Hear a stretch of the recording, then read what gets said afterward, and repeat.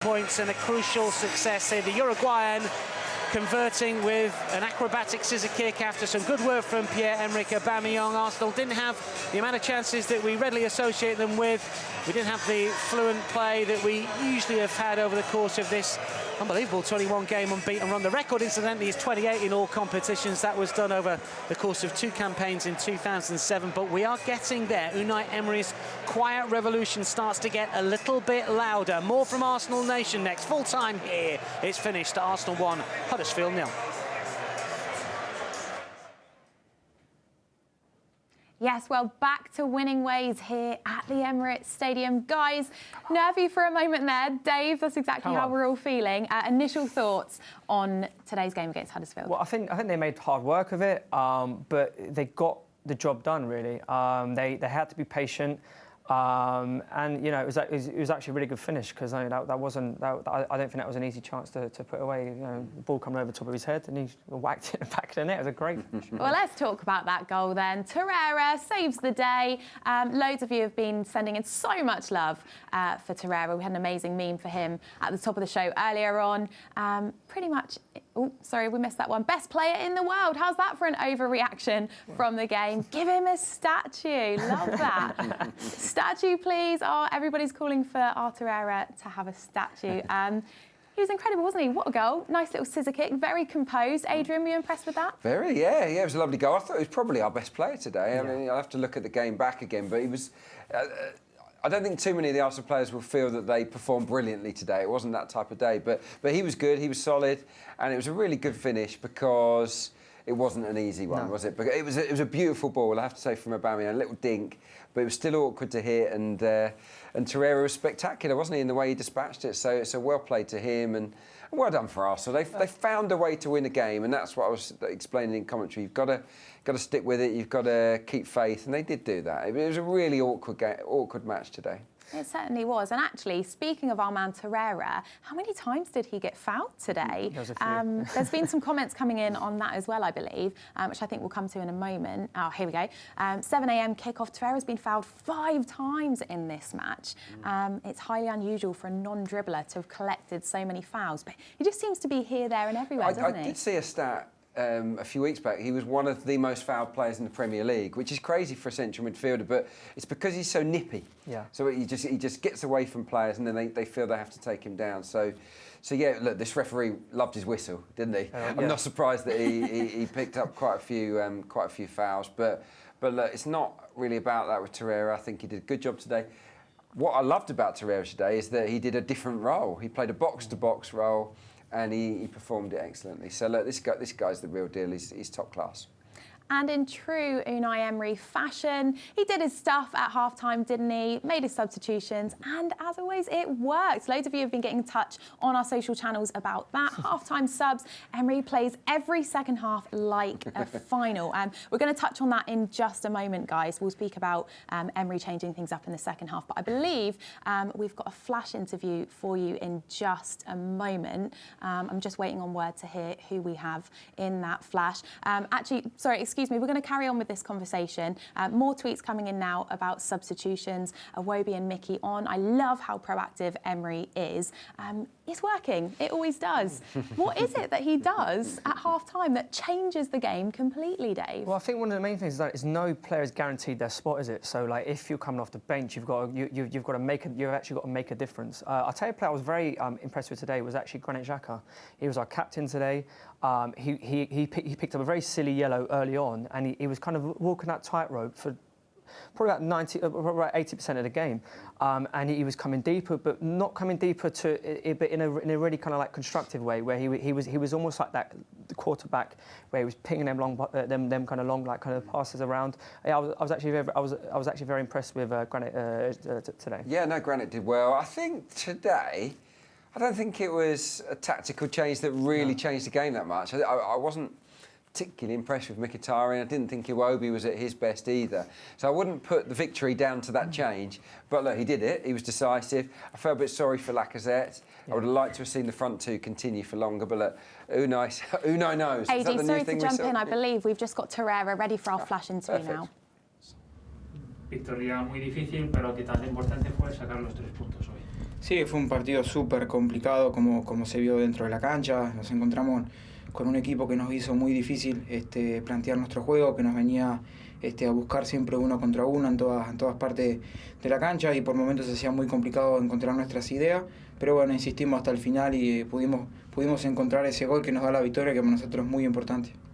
It was an amazing finish from yourself late on at the end. What were you thinking as your chance came to you? Fue un gol pues increíble de partitura. ¿Qué estabas pensando en ese momento cuando te llegó el balón? Bueno, justo cuando salió el centro sobre el segundo palo y vi que Agua había parado la pelota, enseguida me metí al centro del área porque pensé que la podía meter de primera. Pero bueno, después hubo una trancada con el golero y Agua la metió por arriba y bueno, yo la estaba esperando ahí, ese instinto del gol que bueno que tenemos todos los jugadores y por suerte salió muy bien y sirvió ese gol para dar la victoria al equipo. You scored last weekend in the derby against Tottenham. How's your Spanish, guys? That kind of takes me back to my GCSE Spanish days. I picked up on the muy difícil, very difficult, and muy importante. I'm guessing he's speaking about the 3 points there. Well, I was waiting for the translator, wasn't you? That's the best you're going to get, AD. I don't know what happened. Yeah, look, our Spanish viewers, loving that. Not so good for us. Let's talk about Laka now. People weren't particularly happy about that change at half-time with him coming off. Maybe a little bit controversial. Payne in the Arsenal has said, I don't agree with Lacazette's withdrawal whatsoever. Dave, interestingly enough, you actually said the same thing to me, didn't you? Yeah, well, I think what it done, it made Aubameyang a little bit isolated because he was always up against 3 or 4 defenders, and it's like you kind of need your mate to help you out there a little bit. Yeah, look, we got the 3 points. That's all that matters, to be honest. Yeah. But yeah, I think when you're chasing a goal, it's difficult to see one of your top finishers come off because you think, well, if a half chance falls to Iwobi, Mkhitaryan or Lacazette, who do you want it to fall to? Clearly, we all want it to fall to Lacazette. So I think that was part of the frustration. It was a shape thing. He wanted to go 4-3-2-1. And the shape was all that he cared about. Yeah. And then he thought, Unai Emery, well, who's going to play in the 2? And he didn't want to put Lacazette in one of those positions or Aubameyang. So I got his thinking, but it was a risky move because if Arsenal hadn't won this game, then he'd have come in for a little bit of stick. Yeah. Certainly a risky move, but as you said, we've got those 3 points. That's the most important thing. Now, another thing that has been the talking point on social media is Ozil obviously missing out again today. He's massively divisive, but you've seen how much Arsenal have missed him in the last couple of games, obviously missing out due to back injury. What do you think, or why do you think we're missing him so much in the side? Well, he's quality, isn't he? He's got that mercurial talent. He can open up defences. He's very mobile. He's a slippery customer that's hard to mark. I think today, particularly because Huddersfield went for that man marking system, and Ozil would have dragged his marker places they didn't want to go. Well, it could have changed the game, couldn't it? Yeah, exactly. Look, he's got a bad back. I don't know any different. I expect him to get plenty of games this season and to win us plenty of games this season. All I say on Mesut Ozil is we want him. He's so good that you don't want him to leave the club. You want him to be a key man. But at the same time, if Mesut wants to play every week, he's going to have to push himself a little bit harder because Unai Emery has high standards and he demands a lot of his players. So it's down to Mesut Ozil now. When he's fit, he's got to come back into the team and play with real desire. If he does, he'll play every week, or most weeks. He's certainly a world-class player, actually, when he wants to perform, isn't he, Dave? I think that was the thing. Like this was a game where almost like this is the game where like an Ozil comes into his own. Really, it's a game where he's basically playing against 10 players behind the ball at least, and where you need that number 10 just to get hold of the ball and create space for your strikers. Whereas there was times, particularly in that second half, where we were trying to go long a little bit, and that's not us. That's not playing to our strengths either. So it probably looked even more so like we were missing him today because this was the kind of game where he is very, very good. Yeah, definitely. And I think in that second half we saw Iwobi and Mkhitaryan get into those little pockets where you see Mesut Ozil, and that final pass got cut out. I'm not saying Mesut Ozil never has a pass cut out. Of course he does, but he's more likely to find that killer slide rule pass than those guys. So look. For me, he's in our best 11, but he has to push himself a little bit harder. Well, more interesting points being made on social media about how the team are looking a little bit tired.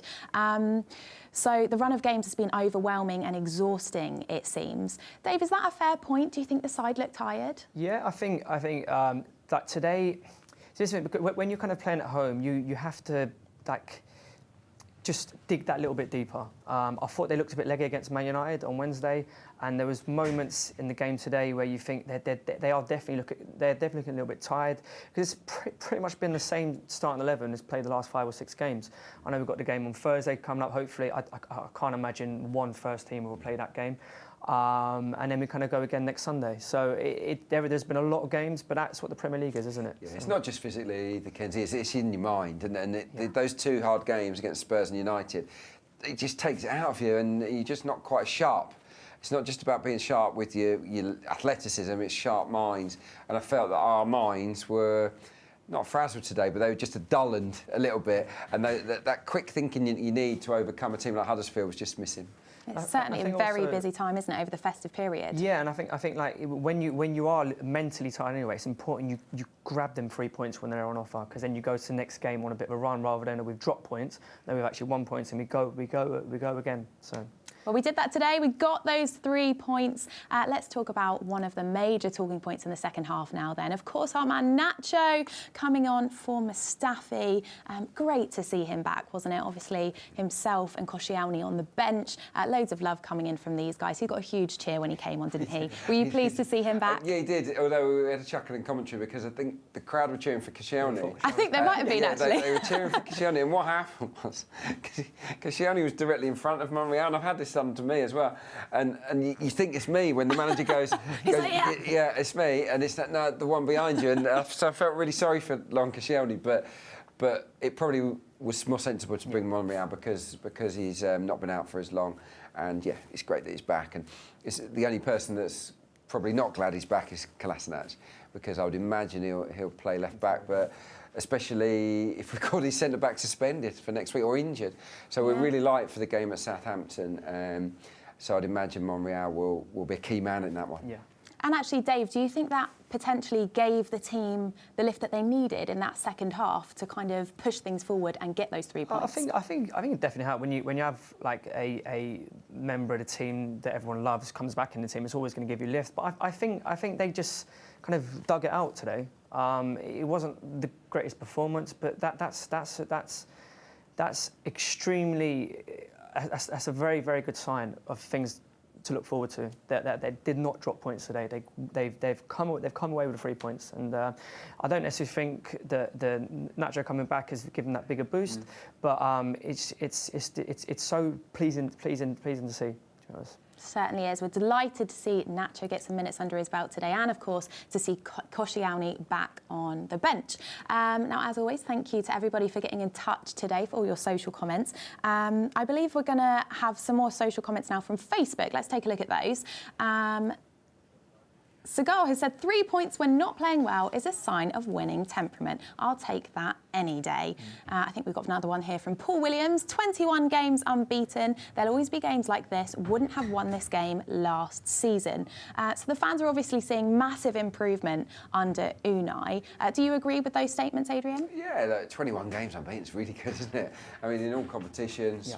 You can't knock that. That's outstanding. So look, onwards and upwards. This is the game we would all forget. It wasn't a classic, but it doesn't matter. And let's be honest, Man City, Spurs, Chelsea, Liverpool, they'll all win games an ugly way sometimes, and where they didn't play well. And that is exactly what today is. I am buzzing that we've got 3 points because it was not a great performance, and they're the best 3 points. But Dave, winning is winning, right? Winning is winning. 3 points, and we go again. Absolutely fantastic to see. It really was, because you could have easily seen them drop points today. Well, prior to the game, I thought no chance. This is going to be quite like a easy routine win.